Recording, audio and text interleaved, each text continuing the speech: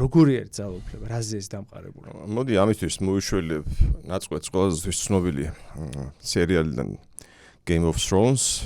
ალბათ ბევრმა მიაქცია ყურადღება, ბევრმა დაიმახსოვრა შეიძლება ერთი ძალიან საინტერესო ეპიზოდი, ვარისი ეუბნება თუ არ ვცდები Tyrion-ს.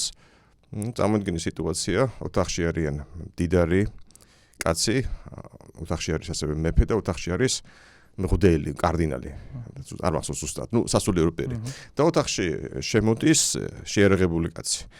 მეფე ეუბნება შეერაღებულ კაცს, რომ ეს ორი მოგალი გიბრძანებს სახელმწიფოს სახელით, მღვდელი ეუბნება, რომ ღმერთის სახელით გიბრძანებ ეს ორი მოგალი და მდიდარი კაცი ეუბნება, რომ მოგალი ეს ორი და ფულს მოგცემ.